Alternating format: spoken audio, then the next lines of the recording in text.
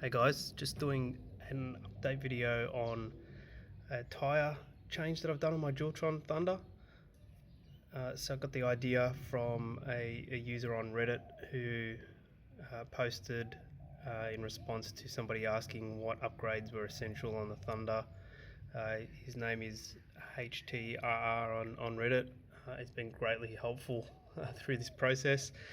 So I got the idea from a response that he put on somebody's post, and where he's basically said that it's an essential upgrade for the Thunder, given that the standard tyres are pretty poor quality Chinese tyres, and these PMT tyres are Italian made and much better quality.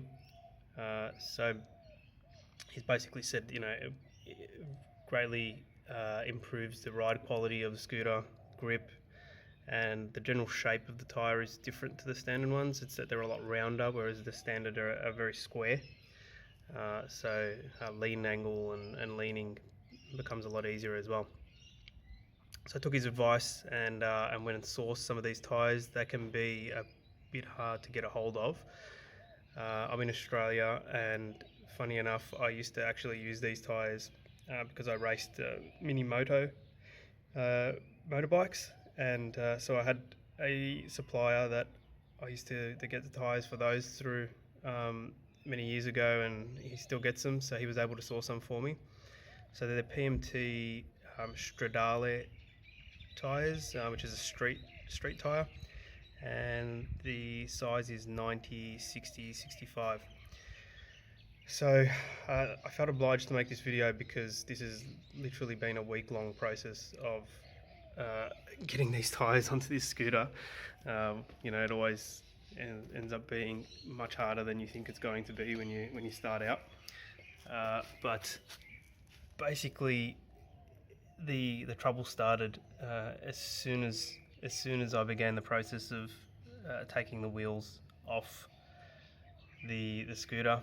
I also took the opportunity to increase the ride height just one notch from where I had it. Where I had it was one line below the lines that are etched out on the swing arm here, and it was great. As I've said in a previous video, it really increased the stability and whatnot. However, I felt that was just a touch too low, as the guards were tapping on the chassis every now and then when I hit a big enough bump. So I've just gone one notch up. Anyway, the process was extremely difficult because when you remove the rims from the motor, nobody tells you this, but the Loctite that they use on these bolts in here may as well be weld because if you just go right ahead and start trying to loosen them, you will twist the heads off those bolts, and the fun starts then, basically. So on the rear rim, I made the big mistake of just trying to loosen them and broke the heads off probably 3 of them, I think, until I realised that a fair amount of heat needed to be applied before going ahead and trying to loosen those. So I had some fun nights of trying to remove threads from the motor. Lucky enough, the hole in the actual rim itself is not threaded, so I was able to remove the rim once the head of the bolt had come off. But then I had to get some vice grips and use a lot of heat from a butane blowtorch to try and remove those, and it took a long time to get out. So don't make the mistake of just trying to loosen those bolts without heat. You will break them. The best place to apply the heat is actually on the opposite side of where they screw in, which is here. So if you come in here with a butane torch and sit there for about 5 minutes before you even start to loosen from the other side, it'll be a lot easier to get them out. If you can, possibly keep the heat there while you're loosening. That also makes it a lot easier, as the heat tends to dissipate quite quickly as soon as you remove it. So if you can stay there as long as possible, it'll be a lot easier. So that was the first challenge that you will face in trying to complete this project. The second being the fact that once you do have them off, the tyres themselves, the originals, are really difficult to remove from the rims. You do need some tyre levers, and you'll have some fun and games trying to get them off. You'll see I've scarred the rims quite badly along there. I've tried to clean it up a little bit, but it's pretty much inevitable that you're going to scratch them up trying to get the original ones off, and then these ones on. So tyre levers, lots of soapy water, trying to lube it up as much as possible, but unless you've got a tyre changer, it's quite difficult to do, but it is doable. So once you get the new tyres on, the second challenge begins, and basically that's because the inside width of the bead on these PMTs is much narrower than the width of the rim compared to the standard ones. So the problem is there in trying to get them to seal the bead so that you can fill them up with air. And this is where that user on Reddit let me know that the only way to do it is through an explosion with some brake cleaner or something else flammable like WD-40 or whatnot, where you seat one of the beads and then spray inside with something flammable and ignite it and cause an explosion, which causes a massive amount of air to come into the tyre and beat it against the other side of the rim. All good in theory, however, I literally went through at least 2 cans of spray trying to make that work, and it just would not happen.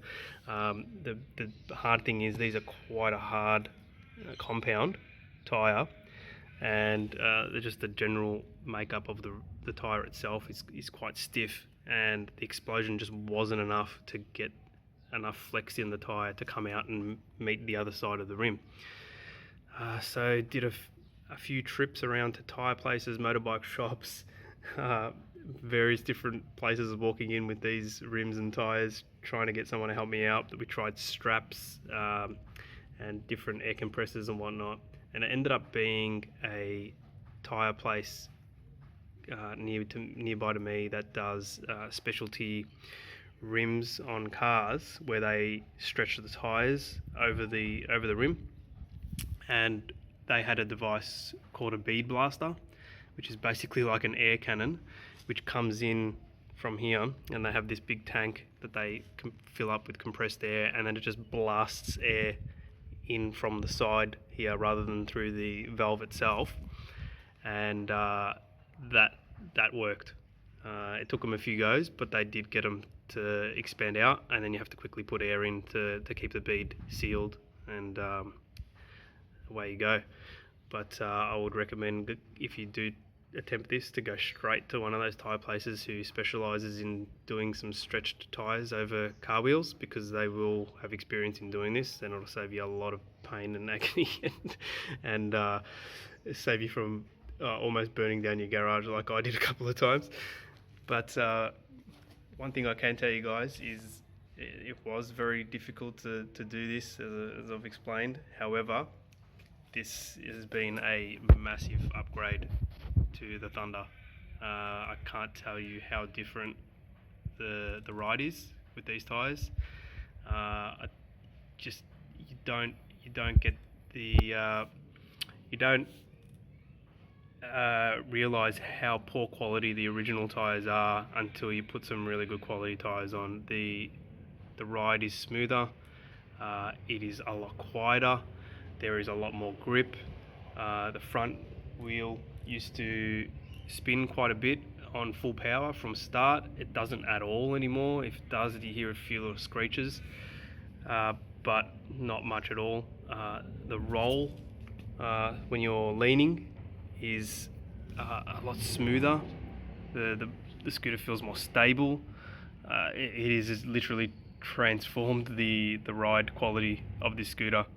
That with the softer suspension has turned this into a different beast from what it was out of the box. I highly recommend it, but I did want to give forewarning that this was not easy to do, and you just need to be patient and get through it, and the rewards are very much worth it. So these are the tyres that they have that come standard on the Ryan scooters. If you've seen those, they're really high quality race scooters that are being produced in America. They put these on from standard. They actually put the slicks on. I wouldn't do that because I do a little bit of gravel roads and dirt roads, so slicks aren't going to work for me, but these seem to provide superior grip to the standard ones all over. So they, as I said, they are difficult to source. If you are in Australia, you can message me and I can let you know where to go to source them in Australia. But I just thought I needed to give this update because it's taken me a week to get these on, but it has been well worth it. If you've got any questions at all, guys, feel free to drop me a line. Cheers.